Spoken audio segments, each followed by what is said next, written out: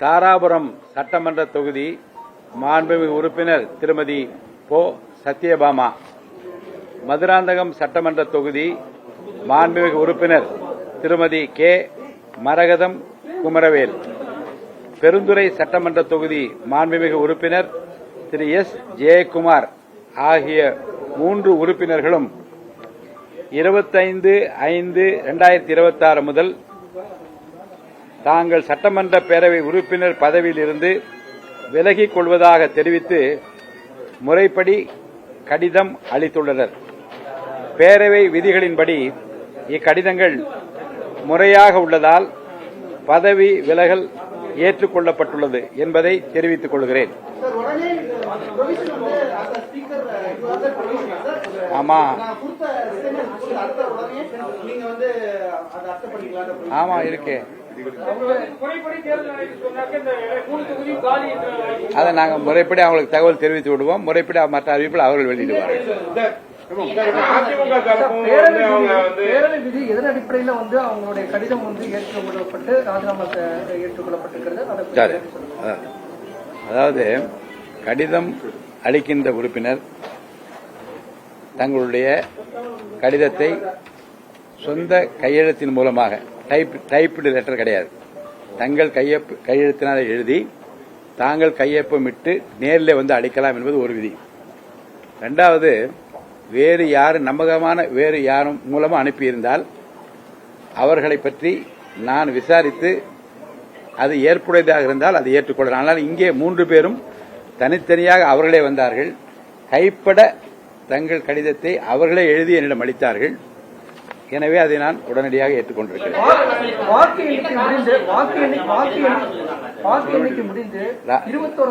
அவர் கேட்ட கேள்விக்கு பதில், ஒரு உறுப்பினர் பதவி விலகல் கடிதத்தை கொடுக்கிற போது அவர் காரணம் சொல்ல தேவையில்லை.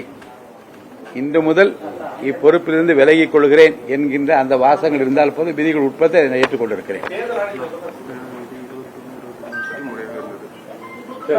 தேர்தல் வாக்கு எண்ணிக்கை முடிந்து ஒரு 21 நாள்ல அவங்க தங்களுடைய எம்எல்ஏ பதவியை ராஜினாமா செய்யறாங்க. ஒரு சபாநாயகரா நீங்க முன்னாடி கேட்ட கேள்வி கொஞ்சம் விளக்கம் சொல்லிடுறேன். பேரவை விதி 21, பேரவை உறுப்பினர் பதவியிலிருந்து விலக விரும்பும் ஒரு உறுப்பினர் இதற்காக இணைப்பு ஊவில் உள்ள குறிப்பிட்டுள்ள படிவத்தில் பேரவைத் தலைவருக்கு தம்முடைய எண்ணத்தை தம் கைப்பட எழுதி கையொப்பமிட்டு தெரிவிக்க வேண்டும். இதுதான் இந்த விதிப்படி அவர்கள் கடிதம் இருந்ததால் உடனே ஏற்றுக்கொண்டார்.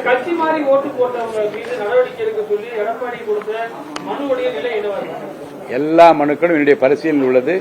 உரிய நேரத்தில் விதிகளின்படி நடவடிக்கை எடுத்து அறிவிப்பேன். இப்போ இங்க ராஜினாமா பண்றாங்க, தேர்ந்தெடுக்கப்பட்ட மக்கள் வாக்களிச்சிருப்பாங்க. இந்த மக்கள் பார்க்கும்போது அவங்களுக்கு அந்த ஒருத்தர் 2 இடத்துல நின்னா அது வேற விஷயம். இந்த மாதிரி இருக்கும் பொழுது நீங்க அவங்களுக்கு ஆலோசனை வழங்கிருக்கலாம்ல.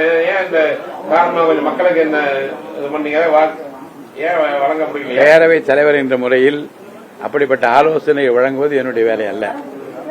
அவர்கள் விரும்பி ராஜினாமா கடிதம் கொடுக்கிற போது முறையாக இருக்கிறதா இல்லையா என்பதை மட்டும் பார்ப்பதுதான் என்னுடைய வேலை. அந்த வேலையை நான் முறையாக செய்திருக்கிறேன்.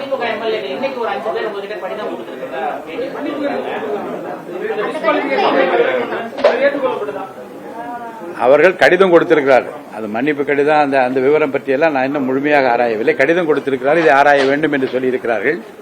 முறைப்படி படித்து பார்த்து விதிகளின்படி அவைகள் இருக்கிற நிலைமைகளை பொறுத்து நான் என் முடிவை அறிவிப்பேன்.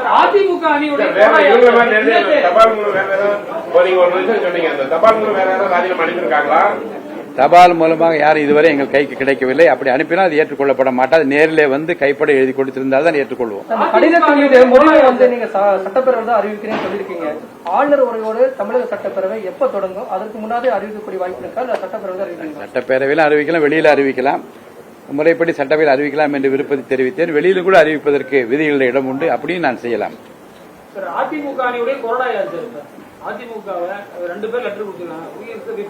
அதுதான் ஆய்வு செய்து கொண்டிருக்க பல முறை சொல்லிவிட்டேன். அப்படி 2 கடிதங்களும் நாங்கள் தான் கொறடா என்றும் நாங்கள் தான் இப்படி என்று சொல்லுகிற போது ஆய்வு செய்வதற்கு எனக்கு நேரம் எடுத்துக் கொண்டிருக்கிறேன்.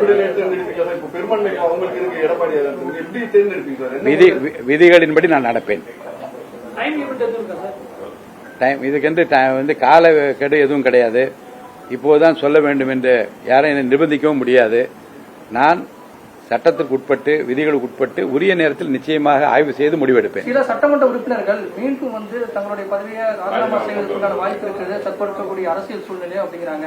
அப்படி வரக்கூடியவங்களுக்கு என்ன நீங்க சொல்றீங்க? ஏன்னா அவங்க மீண்டும் வரவங்களும் எழுத்துப்பூர்வமா கொண்டு வரணுமா, இல்லாட்டி அதனோட விதி என்ன சார் சொல்லுது? இல்ல விதிதான் உங்களுக்கு படிச்சு காமிச்சிட்டேன்.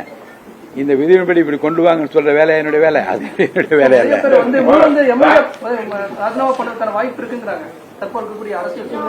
இல்ல, ஊடகங்களிலே இருக்கின்ற உங்களுக்கு தான் தெரியும் வெளியே என்ன நடக்குது. எனக்கு வெளியே நடப்பதை பற்றி என் அறைக்குள் வருவதை தான் நான் பார்க்க முடியும். வெளியே நடக்கிற செய்தியில் நீங்கள் சொன்னால்தான் நான் தெரிந்து கொள்கிறேன். சட்டமன்ற உறுப்பினர் ராஜினாமா பண்ண ஒருத்தருக்கு இண்டிவிஜுவலா அவருக்கு ஒரு இஷ்யூ இருக்கும், எப்ப ரேரா இருந்தது. ஆனா இப்ப திடீர்னு ஒரு 3 பேர் ஒரே டைம்ல வந்திருக்காங்க, அதுபோல நிறைய பேர் வரணும் போது அது ஒரு சந்தேகத்தை கிளப்பாதா இங்க? இல்ல, அது சந்தேகம் இருக்கிறதா என்பதை பற்றியெல்லாம் ஆராய்வது சபாநாயகருடைய வேலை அல்ல.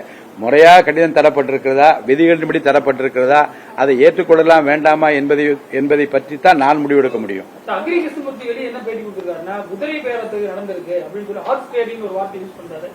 நீங்க எப்படி இதை பாக்குறீங்க? என்ன அலுவலகத்தை சட்டமன்ற பேரவைத் தலைவர் என்கின்ற முறையில் அளிக்கப்பட்டிருக்கிற கடிதம் விதிகளின்படி அளிக்கப்பட்டிருக்கிறதா இல்லையா என்பதை பற்றி தான் நான் பார்க்க முடியும். ஒரு முறைதான் அளிக்கப்பட்டிருக்கிறது, இருமுறை எனக்காக நினைவூட்டி இருக்கிறார், அவ்வளவுதான். கட்சி அலுவலகமாக மாற்றுகிறார்கள் தலைமைச் செயலகத்தை அப்படின்னு ஒரு விமர்சனத்தை முன்வைக்கிறாங்க. எப்படி பாக்குறீங்க? தலைமைச் கட்சி அலுவலகம் உறுப்பினர் கார்டு இஷ்யூ பண்றாங்க, அது மாதிரியான விஷயங்கள் நடக்கிறதா செய்திகள் வருகிறது. சட்டமன்ற பேரவைத் தலைவர் என்ற முறையில் என்னுடைய அலுவலகத்தை பற்றி கேள்வி கேட்டால் நான் பதில் சொல்ல தயாராக இருக்கிறேன். அதுதான் சரியாக இருக்கும். ரொம்ப நன்றி.